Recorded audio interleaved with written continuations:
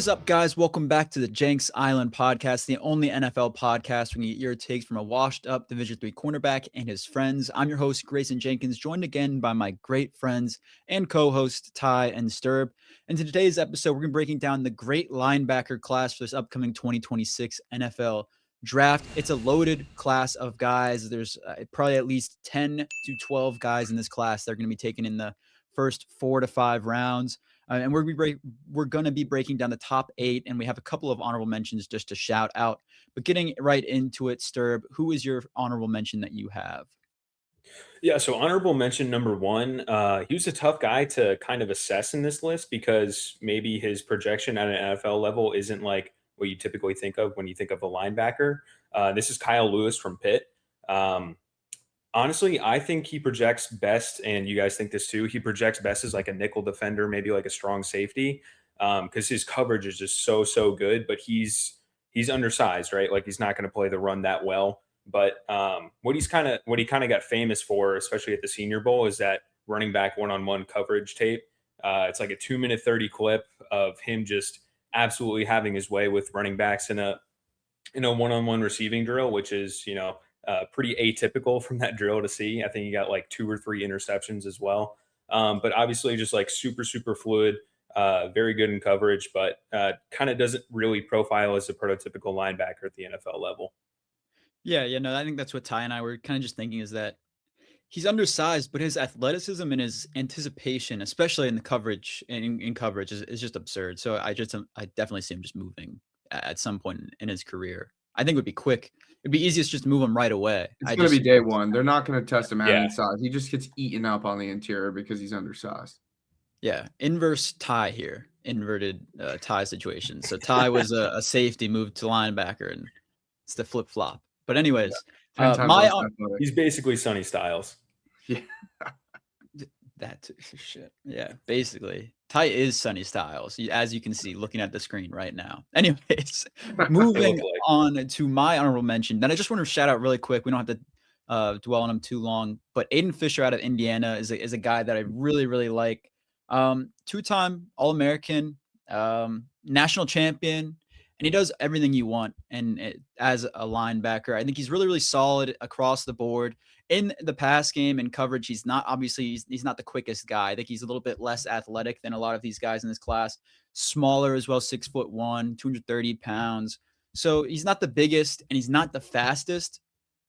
But I just think his knack for getting his nose to the football just really it draws me to his film. And I think a lot of NFL teams are going to feel the same way. So I see him being a better player than where his draft stock currently is. But anyways, moving right into our list, Ty, number 8, who do we got? Yeah, Deontae Lawson, a guy who's played at Alabama for quite some time now. He's been a contributor for 4 years. I believe a 3 or a 4-year starter all the way back to 2022 under Nick Saban, 2-time captain at Alabama. So he's been around, and it's really impressive that he's been able to contribute at a huge school like Alabama for so long. But, I think size-wise, 6'2", 228, little bit of an undersized linebacker. He's super duper athletic. I think he's a patient guy. He brings pretty good pop for being an undersized guy, with offensive linemen, pretty good pop, pretty good shed. And he's got pretty good eyes as far as, as a zone dropper, right? We'll talk about some of these other linebackers. Their eyes are terrible when it comes to, dropping in zones and not just staring at the quarterback and reading their eyes, but having your head on a swivel and finding work, right? Finding work is the key to being a zone dropper at the linebacker position. I think he does a pretty good job of that from what I saw on tape. Good, great peanut punch, right? There's one other guy on this list that has a better one, but I think he probably has the second best peanut punch in this list, right? I saw a lot of tape where he's punching, he's ripping at the ball, right? He's always trying to force turnovers. You want your linebackers, getting you the ball back, right? The name of the game on defense is give the ball back to the offense and let them score. I think that, the cons for me are just the play recognition. Sometimes he looks so lost, right? I think, it's confusing because he is a patient guy at times and has a good trigger when he sees it. But I think it's more the blocking schemes that I think they confuse him at times. So it's just more, honestly, that's film study, right? Being in, the film room, having an understanding of when this guy's pulling, right, this is what's coming, or pin and pull, whatever the concept may be that you're seeing that week, having an understanding and seeing that in game and then triggering, right? I think sometimes he sees one thing and then just, I don't know, he just like his brain fries and it's like they're just not watching enough film or out of Alabama or something along those lines. And the other thing is just the tackle consistency. I think that goes with being undersized, right? I think he's always at the ball. Like I mentioned, the trigger is good, the patience is good most of the time. And when he's there, just sometimes he just doesn't have the size to bring guys down. And I think that comes with maybe adding another 10 pounds to his frame. I don't think 10 pounds will really slow him down too much. He's a super athletic, long guy. So I think adding like 10 pounds would be very, very beneficial for him. But, I think there's a guy that you could probably get in the third or fourth round and kind of work him into your rotation. And maybe halfway through the year or the second year in the league, he can become, a real contributor for your defense as a starter as the play recognition and the film study kind of catches up to the NFL game. Yeah. For Lawson, in my eyes, I think he is an extremely athletic guy that I think has the ability to succeed at the next level. Like you said, needs to add a little bit of weight, but he did have that. I think it was an ACL injury against Oklahoma in 2024. He had that, and that caused him to lose some weight. You could tell from the 2024 to 2025 seasons, he looked a little bit smaller, less powerful when he was playing. But I do think that his speed and athleticism will definitely get him at least day one, be a special teams guy, and then maybe he works his way up the roster. But I definitely see the appeal in Lawson, especially as a guy from Alabama, two-time captain. That means something when you get to the NFL. Alabama's a prestigious program. Maybe it's not the same anymore now that Saban's gone, but it is still a prestigious program, and I do see him getting more eyes on him because he's coming from a program like that. So, Sturb, what were your thoughts on him? Do you have any thoughts for him? I didn't watch him, unfortunately. Yeah, we tried to get through all these guys. We watched a shit ton of them, so it was a big list. We didn't necessarily get to all of them, but Lawson, I definitely think, is a solid player. Moving on to number 7 on our list, I have Bryce Boettcher here from Oregon, a guy that I think will absolutely light up fields at times. He has the exact attitude you want from a linebacker in the NFL. He will run through a brick wall if you want him to. He went too hard at the Senior Bowl. I believe it was a Singleton tie that he either hurt or was going too hard at a Senior Bowl. Singleton broke his foot, I'm pretty sure, at the Senior Bowl. Yeah, like a Senior Bowl. Like, although the Senior Bowl is where you want to have good tape and you're drawing the attention of NFL coaches, if you go too hard, you're going to be like that guy that's practice hero, things like that. Some players get upset with that kind of stuff, especially if you're hurting people. But it really just shows that he's always 110%. I know there's people out there that say, oh, you can't go 110%, but it's just the saying, okay? He's putting maximum effort at all times. I like his foot drive through tackles. He attacks with his hands at point of contact with blockers. He's a decent coverage guy. He's not going to wow you. I don't think you can depend on him in man coverage, but in zone, he can definitely do a suitable job at times. I don't think you're putting him out there for every single passing down, but I think he can at least be out there a good amount in pass coverage, especially in zone. Don't put him in man. I just don't do that. He's not the most athletically gifted side to side. I think he's a good scraper on the line, solid straight line speed to attack plays going away from him. Like I said, not the most gifted side to side horizontally. He's not going to be shuffling the fastest, things like that, but straight line, he can get to where he needs to go. Not the most fluid hips, not dependent on man coverage. And I want to see his trigger get quicker. He seems to react more than anticipate at times. And I think that does knock him down my board to where he's at on our list. And then last thing, he is a little bit undersized, 6'1", but is about 230 pounds. So he still weighs a decent amount. So I think Bryce is a really, really attractive player, just attitude wise at this position. So that bumped him up my board a whole lot. Yeah, this is going to be a guy that's going to play on all 5 special teams from day one, right? He's a walk-on guy, pass up the opportunity to try to play in the MLB because he loves ball so much. This is a guy that, like you said, right, the full effort at the Senior Bowl, that's just who he is. He's a full effort guy. That's kind of in the walk-on mentality. I think the thing that might hold him back from ever becoming a long-term starter in the NFL, like you mentioned, is the lateral speed, and mostly not because of the pass game, right? Because you can have him on the field for the run game, but because he's not going to be able to track well in outside zone plays. I think a lot of times he struggled, in that sideline to sideline movement and got beat to the edge more often than not. So that's something that will come with maybe him triggering a little bit faster. I think, Mhm. like you mentioned, right, the patience suits him very well in the inside zone game because he reads and he triggers downhill fast, right? But it's the outside zones where it's the slower lateral movement that he needs to just see it trigger, right? You kind of know with outside zone too, it's very different than inside zone where things are like mucked up in the middle, right? Whether it's trap, inside zone, whatever type of inside run. Outside zones, you see him flowing out, right? Go flow with that immediately. But I think in zone, he's a trustable guy too because he's just got good eyes. I think he's a very smart Yeah. football player. A very hardworking football player. It's just will he be able to take that next step and become a long-term starter in the NFL? I think he can because he's a very hard worker. It's just got to see it and react quicker. Definitely.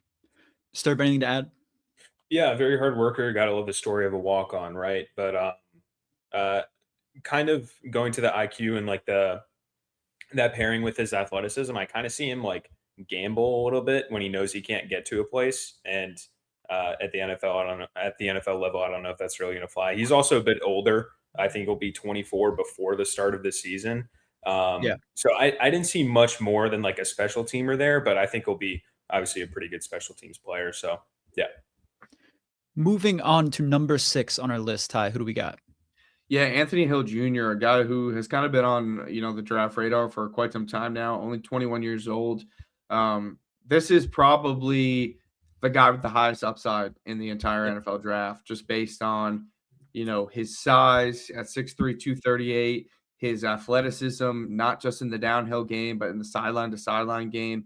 I think for the, kind of some of his strengths, I think the instincts, the trigger, like I just mentioned, the lateral speed. He's very fluid in zone coverage, right? Everything kind of looks very fluid, very clean with him. I think a couple of the things they need to clean up. One is some of the pursuit with the ankles. I think, he's got good instincts and he's got good trigger, but it's kind of just the fly and not really think sometimes, right? And I think that's kind of comes with a young player. You see them just kind of want to make that play and they just sprint at it. But sometimes, you just got to think about angles and I think that again is more practice, right? That's just stuff that you practice and rep over and over and over again. So as he becomes an older player and kind of gets more of those reps in the NFL, I think that's something that can be worked out of him. Violence at the tackle point, I think, and even at the block point as well, right? I don't think he meets guys with a ton of pop for a bigger frame, but when he's tackling, he doesn't meet them with a ton of violence, and that actually yields to guys getting a couple extra yards more often than not. Not more often than not, but in those scenarios where he's not meeting them with a ton of violence, they are going to get a couple extra yards, right? They're able to squeak it out.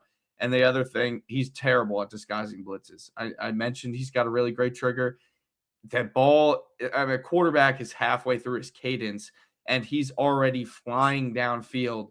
It's like, dude, like give it some bit of like disguise, right? That's the point of the disguise is so that I can't be halfway in my cadence and be like, whoa, whoa, whoa, hey, he's coming, right? And then we slide protect or we send the running back out to chip you and you're just it's screwed at that point. It works at the collegiate level, that won't work at the NFL level. So I want to see him just become more of a patient player overall, and combine that with his pure athleticism and his just instincts in terms of like triggering and seeing and reading. I think that if he can put all that together, I mean, this is an all-pro like type of linebacker with just all those raw things that he has, and then the couple things that he needs to hone in on. STERB, what were your thoughts on him? Yeah, I think a good way to look at this guy is like when you think about his best plays, obviously like that high end athleticism just shows. And when you see him like think and then trigger, like Ty said, it works beautifully. Like I think this guy is probably the best in this class at PBUs, like over the middle, when he's able to see the quarterback like throw the ball and then quickly react to it. And he honestly plays the ball kind of like a DB, even though it's thrown over him in most cases. But like Ty said, I just want to see him like think a little more before he actually triggers, because that's, like I said, the high end plays, they're not all the time, right? Like he kind of just is like a bundle of traits to me. And I think if you coach this guy, then he could be pretty good. Like Ty said, one of the highest upside players in this draft, and he'll be 22. He won't be 22 until like, I think the end of the season, actually, the end of his rookie season. And he's a little thin, and I would like to see, more violence at the at the point of the tackle, like Ty said. But I don't want to have to coach that into you, if that makes sense. Like I don't want to have to coach violence. I think I can, if I'm an NFL DC, I think I can coach the other stuff, especially if you're a supreme athlete. But I don't want to have to teach you how to be violent, because I think that's something that doesn't really translate to the next level. So, And I don't think it is a teachable thing, right? I think you can Yeah. teach them Yeah. to be a little bit more violent when You're it born comes with to it. attacking blocks, right? And shocking and shedding in terms of that. But yeah, the tackling, I don't think that's a teachable thing. That's just a want Yeah. thing. Yeah, and I think he has like his pursuit and his aggressiveness when getting to the ball carrier there. It's just at that point of contact and the actual tackling itself, like you said, Ty. Every single time he's meeting someone in a hole or something like that, the guy's getting another extra yard or two, and that's against collegiate talent. So against NFL running backs, it's going to lead to maybe 3 yards down the field, and that is something that is very impactful in NFL games. It's So, like he tries to slow himself down and start to think Mhm. at the tackle point rather Yeah. than in the pursuit point, right? Like you should be thinking and starting to slow down as I'm in pursuit, not at the last minute where I lose then all my power and all my momentum. Yeah, and I felt like for him, I mean, you guys really nailed everything else. I feel like he played at a little bit of a high pad level across the For field. I think sure. he was definitely I forgot playing a to little mention bit that. higher, but I think if he improves that, maybe it helps a little bit, and just not having to lower himself before a tackle or attacking a blocker. But I think he's still, like you guys both said, he has so much potential that if he could just refine some things with NFL coaching, he could truly develop into end up being like a top 2, top 3 guy in this class after all of the future. We could see him pan out, but I just he's lower on my board because of a few of those things. I had him at 5 on my list personally, but yeah, I think he's a solid talent. Moving on here to our next guy, we have let me see, we have Jake Golday here from Cincinnati, a guy that's 6'4", lankier, former edge. I believe it. I don't even remember what the school was he used to play at. A smaller Oh, school was edge. I think it Yeah, it's a was small school. Central Arkansas. Central Arkansas. That's what it was. Yes. Smaller David Walker school, last year, right? former edge. What? Yes. Yes. Yeah. Yep. Yeah, exactly. Former edge, 6'4", lankier guy, but I think his ability on the field bumped him up my board a whole lot here. He has ability as a pass rusher. I love how he takes on blockers with physicality while still being able to kind of maneuver his body to get to the ball carrier, things like that. He scrapes pretty well as a newer linebacker. Very, very physical. I think he likes contact, and I didn't see him really ever shying away from tackling or making a play. For his size, I think he's solid in coverage, and as being a newer linebacker in general, I think he has a good mind for where the ball is going to go, where routes are, route concepts, things like that. I think if he has that knowledge now and that anticipation at this point, and no, it's not like some of these top 3 guys we have on our board. Like he's not top in the class with anticipation and coverage, but the fact that he's newer to the position and he has that already, I think that draws me to him, and I think he can improve with some NFL coaching really, really quickly. Cons for him, I think he plays a little bit high as well. He overruns plays at times. He needs to improve as a man coverage player. Like I said, he's pretty raw in the coverage game. And I want to see him shore up his tackling. He's not the best tackler in this class. I want to see him get that a little bit more tied down. And then I think he can truly bump up the board. His play recognition and trigger compared to a bunch of these guys higher than him is also lower in my eyes. And I think those all come with time, except for maybe the aggressiveness in his tackling. But I think he wants to make plays. So I think all of the other things will come with time in the NFL. And so that attracts me to him more than some of the other guys we already talked about. What were your guys' thoughts on him? Yeah, I thought he just lacked a little bit of the short area quickness, and obviously not going to be great in man coverage. But Mhm. I think one thing that had me a little bit lower on, I think I had him at 6 on my board, was just I didn't see enough of him playing inside linebacker. Like a lot of it is Yeah. still playing like a whale out wide, and that's fine. But you don't see a ton of what Cincinnati was doing with him at the NFL level. Like he kind of still was playing a little bit of that edge role. One of my pros for him was I think he's got phenomenal blitz trigger because he was blitzing a ton at Cincinnati, right? And, I think a lot of the pros for him translate really well to continuously playing in that type of a role, almost like a Leo Chenal, right? A Leo Chenal for the Kansas City Chiefs plays a little bit of that will linebacker, kind of can play that stand-up edge. I think there's a role for him in the NFL. I think that's just the role that he needs to play because I think he will be a little bit limited in terms of experience playing on the inside, the feel of playing on the inside. A lot of times when you saw him on the inside, it was in rundowns or in a blitzing scenario. So, listen, I like the guy. I think the potential is there. It's just getting him in the right fit for his strengths. Now, I want to check. I don't remember his age. I think he's a little bit older. Yeah, he's 22. He'll He's going to be be 23. 23. So he's a little bit further up there in age, but yeah, I think he has unpolished potential. Stir. What are your thoughts on him? Yeah, I kind of love the Chenal shout. That's kind of something that I hadn't really thought throughout the process. He's a tough prospect to wrap your head around. The game that I instantly turned on, he was playing a lot of nickel and like overhang role, and that's just not where you want this guy. And I initially wrote down that like, man, this guy really doesn't look like a great athlete, but then you look at his combine numbers and it's completely different. And then throughout the game, they start to move him more on the edge, more towards the inside, and you see him like actually showcase the parts of his athleticism that are very, very good and that I think will get drafted for. Like Ty said, the change of direction in the short area is actually pretty poor. This is another guy like I mentioned with like Mike Washington, our running backs episode. His balance is actually like pretty bad. And at this level, like I don't know what you do to improve balance, but I assume at 23 and after playing at Cincinnati, they would have had you work on it a little bit. So I'm kind of skeptical what that could improve by at the NFL level. But then he's kind of just raw in coverage, like you guys said already. I think he's a pretty violent player. Like I honestly, like the Chenal shout is like perfect. I think if he gets used like that, he could end up like a Chenal sort of player.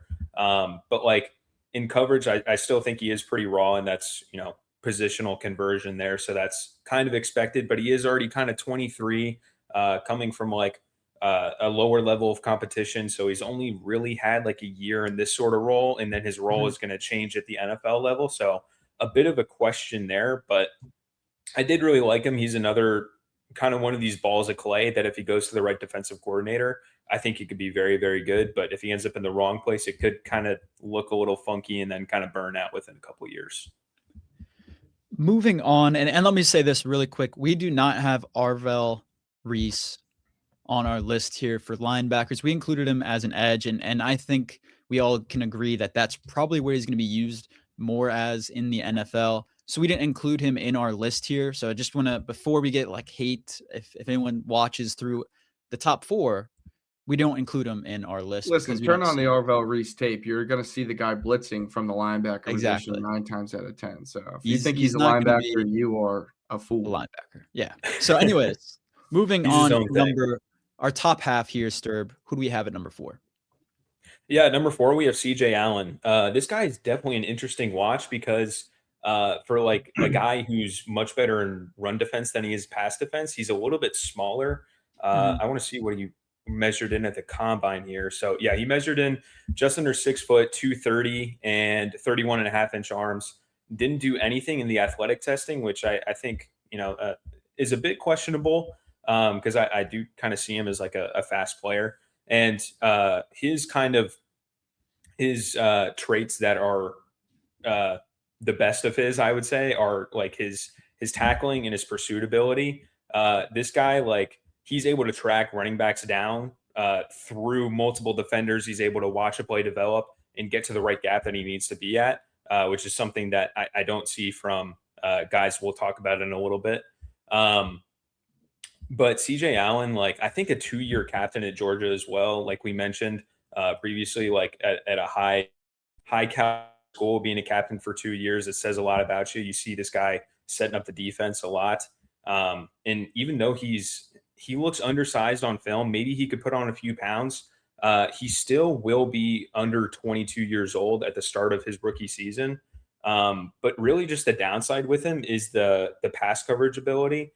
You see him be really stiff at times and really fluid sometimes he flashes the ability to be fluid, but I think the awareness is there, but it just seems like there's another gear to be had in the pass coverage where I just wanted to be uh, I just wanted to be wowed a little more in the pass coverage than I was. And he's another one of these guys that like I talked about in the running backs episode. Like if he was just a pure run defender, I would expect him to be a little bit bigger, a little bit heavier. But if he was a pure pass defender, I would expect him to be less rigid at the frame that he is.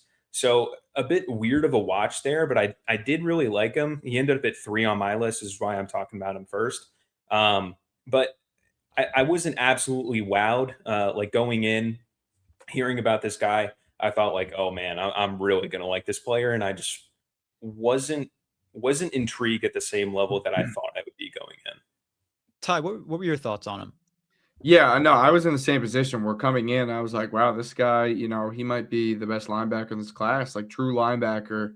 And I kind of came out of this thinking I would hate to take him in the first round over, some of these other prospects that I could take someone else and then take some of these other guys like a Golday or a Trotter or, Rodriguez in the second round. I just don't think the value is there. Like you mentioned, he's a primarily run defender.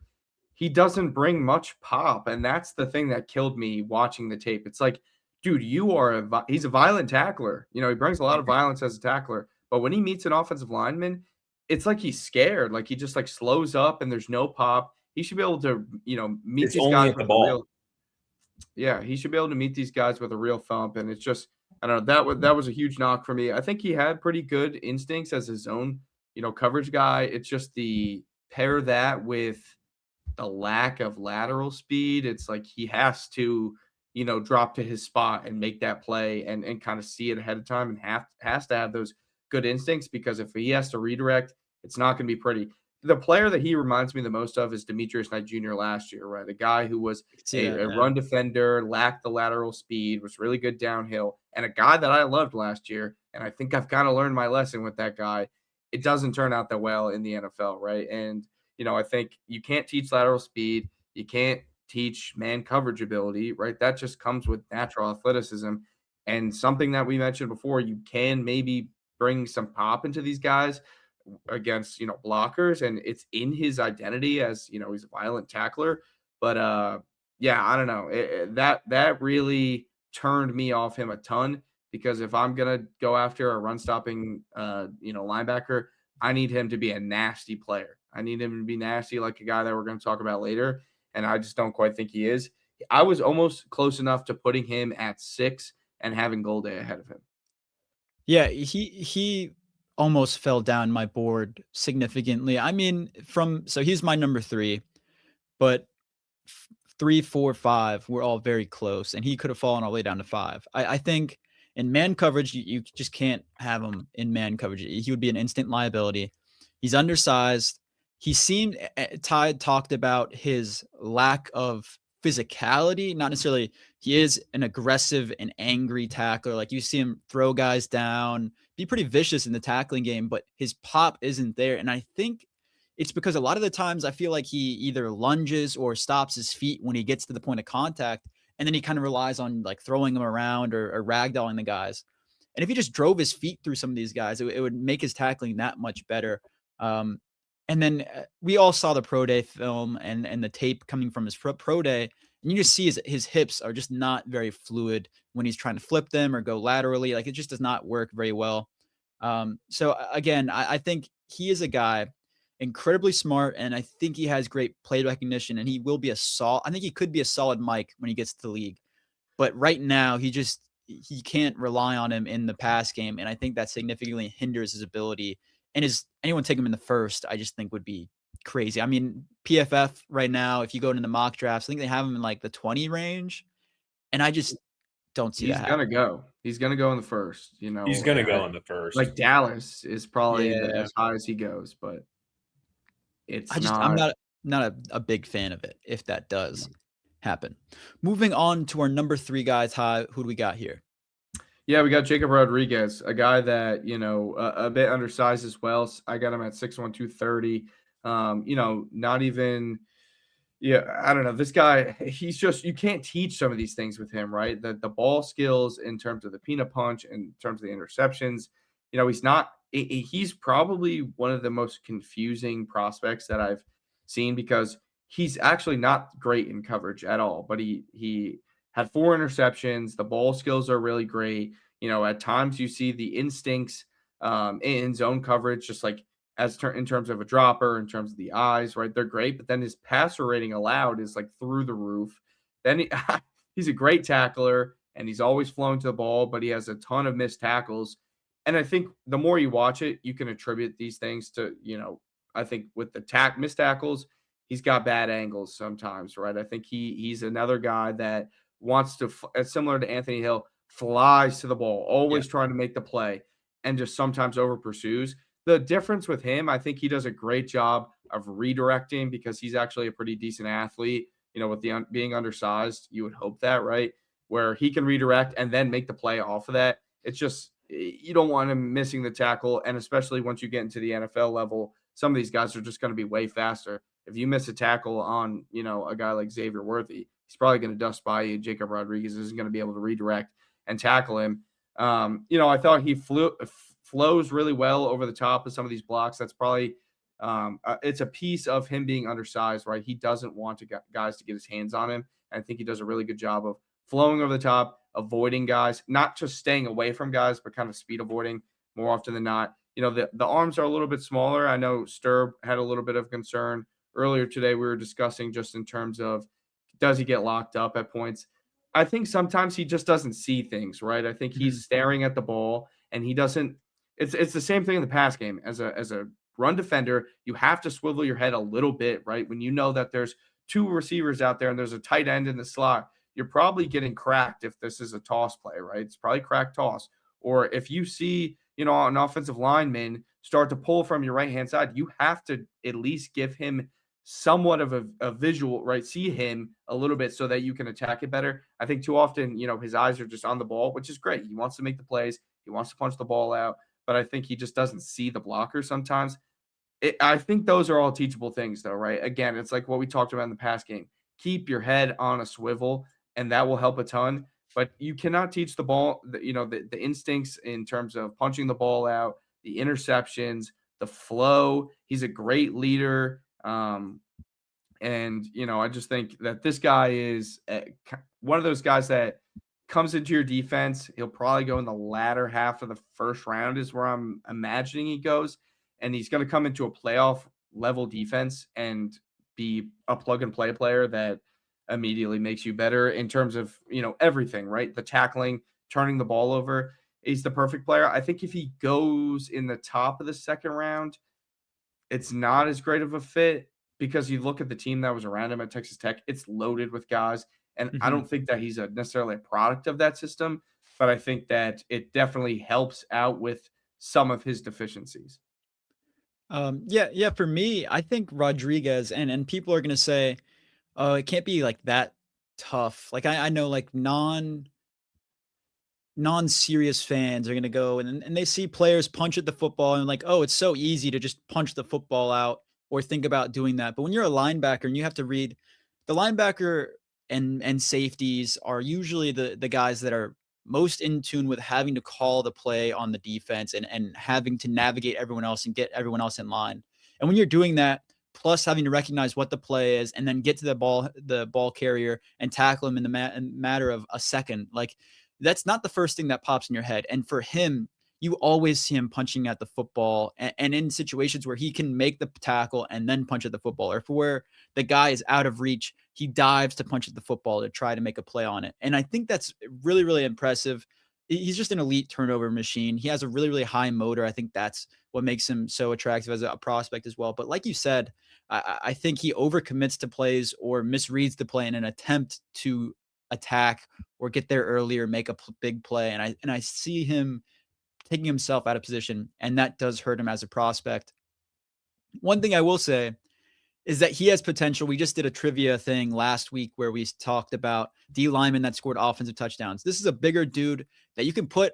He's not a D lineman, but linebacker that can go and play fullback or running back or something if you need just I don't even know, oomph as He a scored as a an touchdown. offense. Yes, he did score a touchdown. They were chasing a Heisman Trophy bid for him by just handing him the ball to try to get him touchdowns. But he can do it, and I will say, Boettcher also scored a touchdown, I I was gonna believe. say Boettcher, yeah. Yes, forgot to mention that when I discussed him. But I like that ability too of just being able to go provide some just explosiveness and some energy to a team. I think J-Rod brings that to a team wherever he goes. Moving on, Sturb, what were your thoughts on, Damn, I doing almost Scared dirty. Yeah, I don't mean to be the damn completely towel jumped over. here, but I Jacob Rodriguez scares me a whole lot. One of the most volatile things in not even football, but like all of sports is ball production for individual defenders. And Jacob Rodriguez chases that like a whole lot. And I think he gambles more than I'm comfortable taking in like the end of the first, top of the second round. Like Ty said, I do think the arm length kind of shows up. But if it is that, processing ability of, getting your eyes away from the ball and like reading out where the play is going to go. I also don't think he's that strong enough to get off that block either. So that's kind of like three problems in the run game that I kind of see with him. Um, and it feels like a lot of the hype for him was just centered around that ball production. Where if I saw a lot of plays for him where he was kind of just guessing what run gap it was going to be, and then he's completely out of sorts, or he falls for. I watched, I want to say 3 games. He must have fallen for, I don't even know, like 5 or 6 different ball fakes. And his missed tackle percentage is one of the worst in this class at 15.1. Like, he scares me a whole lot. I see all the positives that everyone is saying, like, obviously a great leader, great ball production, right? I do think that it's not just completely random that he's able to punch out the ball at an elite level and get interceptions, right? But when you're relying on however many plays he got that, let's say it's 10 interceptions plus forced fumbles. When you're relying on that, and you take like this is getting maybe two in the weeds with statistics, but if you take a standard deviation away from that, that may be 3 or 4, and then that completely kicks him out of the Heisman conversation and probably kicks him down a round. And you're looking at something that's not too improbable there. I didn't love him. I had him at 5 on my list. Just like kind of similar range of like Jake Golday, but he definitely does scare me quite a whole lot for a team that's going to draft him at the end of round 1 or early round 2. I'll add 2 things. I think one, in terms of, just linebacker play, and when it comes to block shedding, you don't have to be the strongest guy, right? We see with the next guy we're about to talk about, more often than not, you can just speed avoid some of these guys, right? You Yeah. are the faster player. They kind of teach you that if playing linebacker, if you're going against a big fat offensive lineman, just speed avoid him. Don't mess around with him. So I think, I don't you think know, his change of direction is that great either, though. Like, he's I a didn't pretty see a good high level athlete. change of direction. That's not And really he's as much about change of direction as much as it is just like twitching your body. It's not Okay. yeah. it's not about change. It's just a dip, right? And he does that kind of in the pass rush. The other thing in terms of the production, he's done this 2 years in a row. Like last year, he had 130 tackles and like 5 or 6 turnovers as well. So, there is something there to be said about the consistency and can he do this more than just 1 year. Moving on to number 2, and I think that's why I almost skipped over you, Sturb. I was moving on because you were next on the list for number 2. But who do we have at number 2? What are your thoughts on him? Yeah, so this is one of the guys that I watched last, because if you get your film from like the Patreon source like me, he's one of the few guys in this class that he doesn't have. And you watch this guy, like, you scour for film, and obviously you see the highlights first. And Josiah Trotter's like probably the best run defender in this class, and I'm like, holy shit! Like, we have something here. What am I missing? And then I text the group chat and I was like, he's got to be linebacker 2 for me. And then you guys kind of cooled me down a little bit, like watch the pass coverage tape, and I found some, and I was like, this Yeah. cannot be real. Like, I don't know what goes through his head, but he thinks that players behind him no longer exist. It's like he's only covering what is in front of him at all times. And I texted in the group chat. I was like, Ty, is this something we can fix? And Ty was like, yeah, I think it's pretty easily coachable at the NFL level. I was like, got to have him linebacker too then. But Josiah Trotter, brother of Jeremiah Trotter Jr., this guy, just an absolute game wrecker, plays with easily the most violence in this class, I would say. He's probably a better run defender in terms of IQ than CJ Allen I saw. And he's also just way stronger. And I think he's just as fast as well. The change of direction could be a little bit better. And that may be him like kind of second guessing what he sees in pass coverage sometimes. Cause like we mentioned, that IQ is really not there and the processing's not there quite yet. But I think he's pretty young as well. I think he won't be 22 until the end of his rookie season. Yeah. I think he's just 21 right now, right? I think he's actually 20. I think he'll be 21.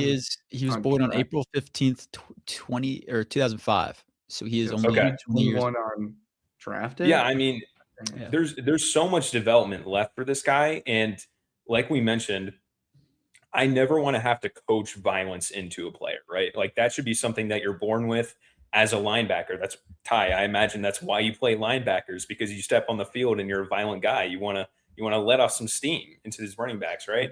And you see that with Josiah Trotter. He just absolutely wants to hit the shit out of you. And if I'm an offensive coordinator, I'm probably the most scared of all these other guys. Josiah Trotter being that was a weird way to say that, but I'm most scared of Josiah Trotter, except for number one that we see on our list here. But this guy, I think there's still some development left with him in the pass coverage.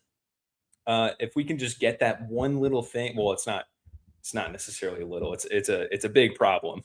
But if we can get him to realize that players can be in fact behind him, then I think we're talking about an easily first round player here. And I would be comfortable taking him at the end of the first round, even at a position that's not quote unquote like a premier position in the NFL. It feels like an Earth is flat argument, where like he just is like, oh yeah, they're behind me. They just disappear. They don't exist. Yeah, I don't know. Ty, what are your thoughts? Yeah, I mean, like you said, Sturb, you cannot teach violence, physicality. He plays like his dad. It's such an old school style of football, right? Like Jeremiah Trotter was a physical, linebacker in that mid 2000s with the Eagles. This is the type of player that he is. I think this is the perfect guy, Sturb, that proves that you don't need this change of direction for the speed avoidance as well. Yep. He is like every single thing that he does. I mean, he can bully an offensive lineman. I saw a clip where he's on the edge and he just absolutely wrecks an offensive tackle. But the strength of his game in terms of avoidance is the speed avoid, right? He does a great job of dip. It's almost like when Ruben Baines got that bend. He's got that level of bend as a linebacker when he's speed avoiding.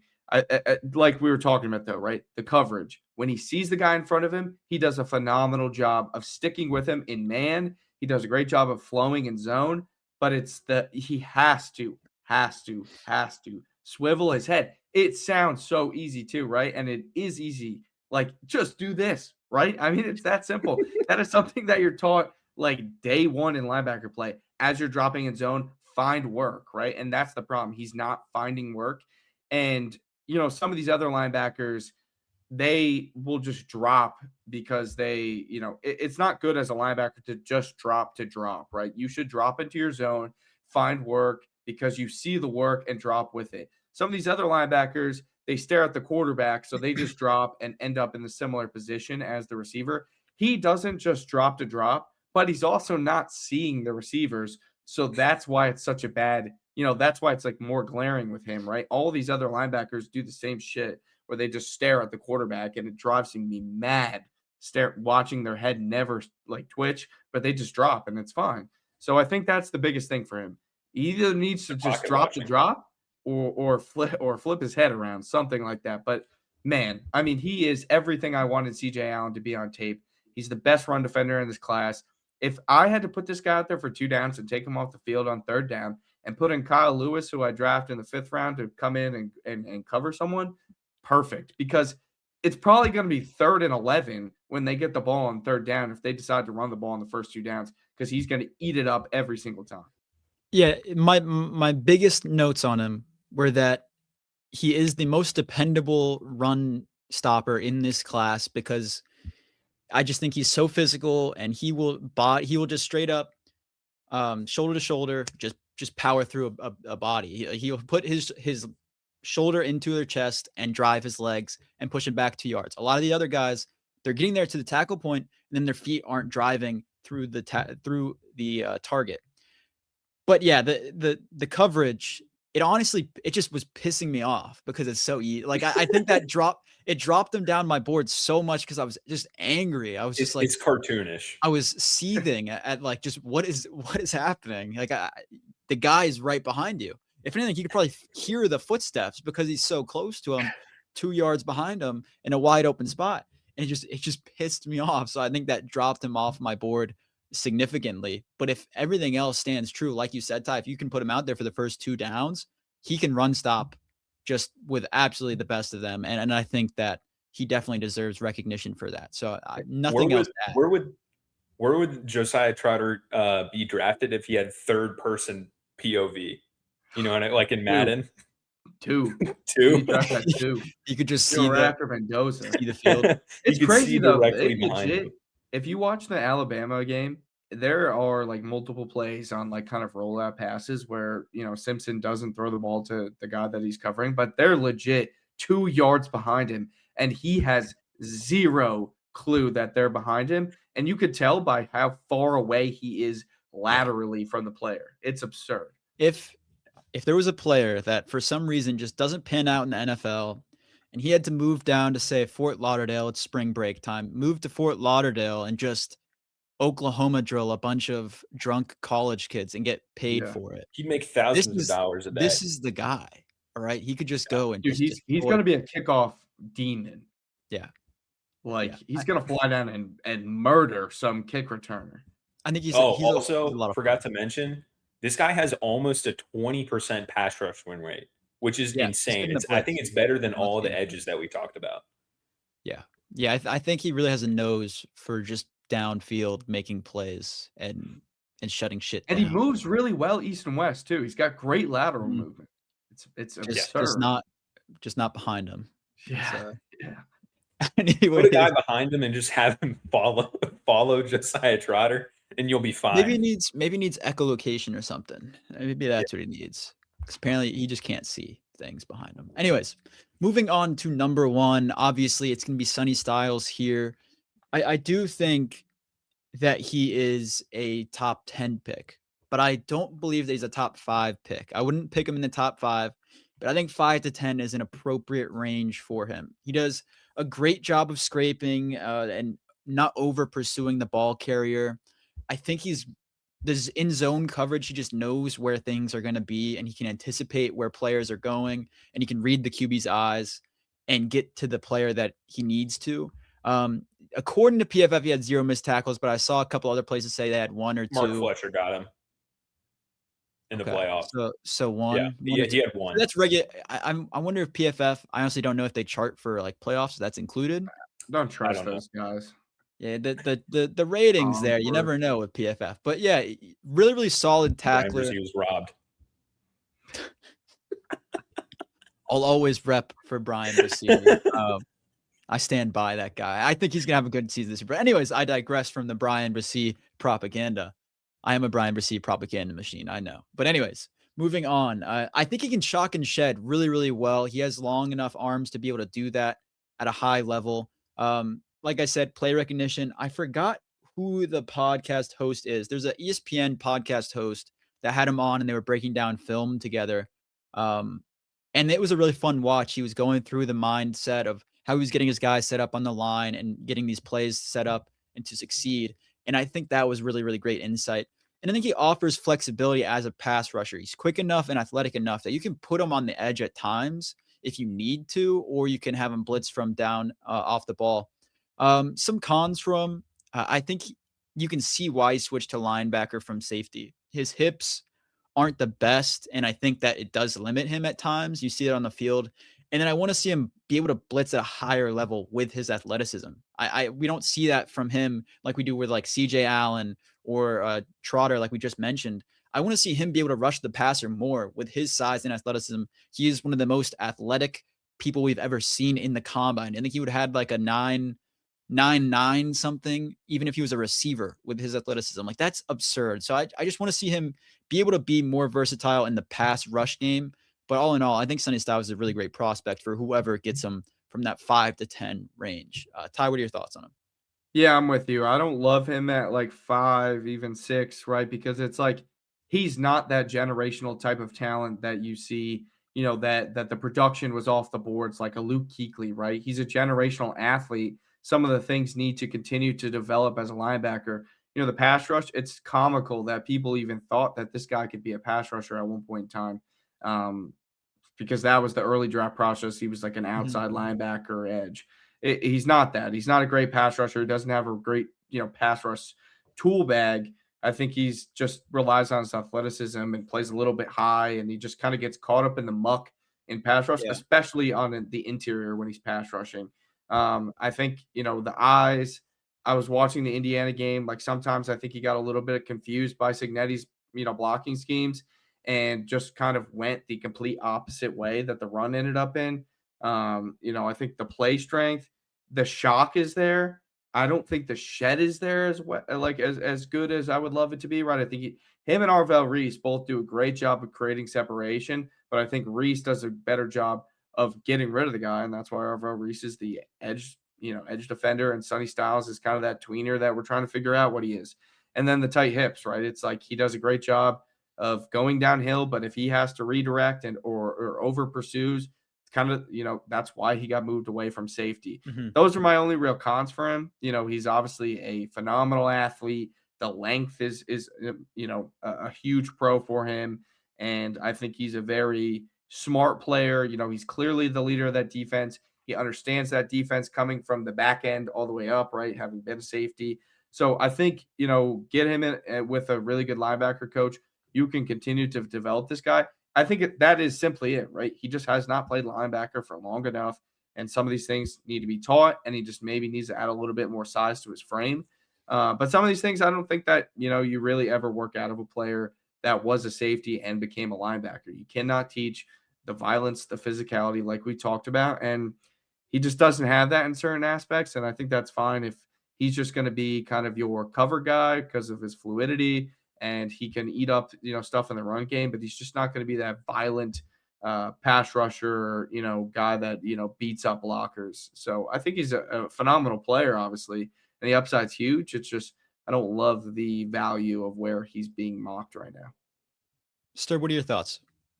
Yeah, I'm kind of exactly in line with Ty here. I think he's a first round player, but I don't think he's as polished in terms of actually playing linebackers. Everyone is seeming to think with him being commonly mocked in the top 5 and definitely the top 10 nowadays. Like his combine, absolutely insane, right? Like 6'5", 244, had an 11.2 broad, 43-inch vertical, and ran a 4.46, right? Like that literally cannot get any better from a linebacker. But it really just is that college production, like him being a converted safety. I think he's kind of best when he's, kept clean. If he has to get his nose down and dirty, I don't think you're seeing the full what he can blossom into as an NFL player. But that's going to be kind of hard to do at the next level if you're playing linebacker, right? But I'm a little skeptical of the value of taking this specific linebacker prospect top 5, because obviously everyone makes the comparison to like, oh, well, if you get a game-changing linebacker like Fred Warner, it could all pan out. But I don't think this guy is going to immediately step into the NFL and be Fred Warner, right? And there's not many other game-changing linebackers that you would pay top dollar to have and pay top draft capital to have. And I have some reservations with that with Sonny Styles because of the lack of production and the conversion from coming over to safety, even if he's probably the best athlete that we've seen at the linebacker position.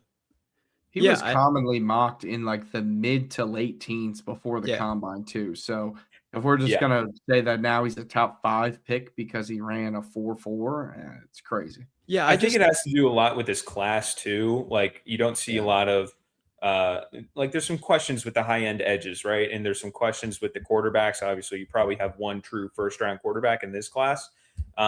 But you got some questions with the wide receivers. You got some questions with kind of everyone else. So everyone's kind of seeing like, oh, Sonny Styles, I think is a sure athlete and in a Mhm. lot of people's eyes, a sure linebacker prospect, but I don't necessarily see him that way. I think he'll be a very good linebacker. I don't know if he'll ever be like a Fred Warner. I don't hold any player to that standard.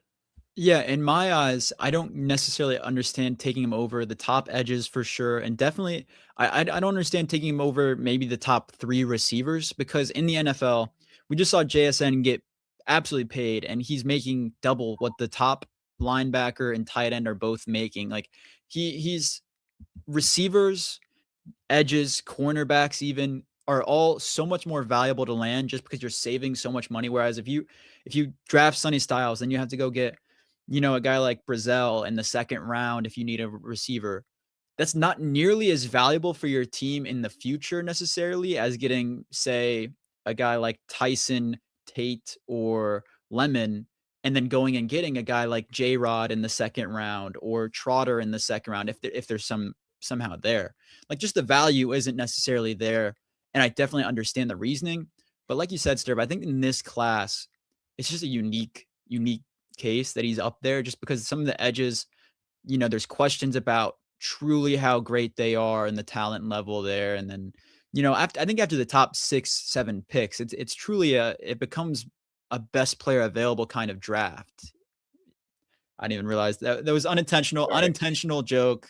No, Um, you're right though. yeah, Like they have talked about this draft being so much of a but take the best player available. But when a position like linebacker is so loaded, you would yeah, typically see that drive a guy down the board. So it is interesting, especially with guys like Mansour Delane starting to rise up boards too. Yeah. You know, what's up with like Lemon and Tyson, they're kind of falling. I think some of it might be smoke and mirrors, and yeah. truly at the end of the day, like the premier positions will be taken because there are dogs at those positions. It's just best player available will probably be more the case from like 10 to 32. And I really love Kyle Lewis. If I'm wanting a linebacker just because he's athletic and can cover and do things, and I want to use him as like a versatile guy, I'm going to getting Kyle Lewis in the later rounds than going to get Sonny Styles. And that might get hate. I know it's different, right? Kyle Lewis is going to be more of a safety, and Styles is going to be an actual linebacker. But I love Kyle Lewis's tape, and if I'm truly just wanting a jack of all trades more kind of guy, and I can get the value that I could with Lewis as like a third round, Problem is fourth round there's pick. one of him though. So I think he might get pushed Yeah, up a lot. You know what I the mean? gamble, Like, yeah. cause if you're sitting there like fourth round and you think you're getting Kyle Lewis and 5 other teams think they're getting Kyle Lewis and picking Yeah. ahead of you and taking that unique skill set, then he could be off the board by then. So No, it'll be definitely. interesting to see where he goes. Yeah. It's definitely an interesting conversation to be had. But this linebacker class, like we've all said, it's extremely deep. Fun.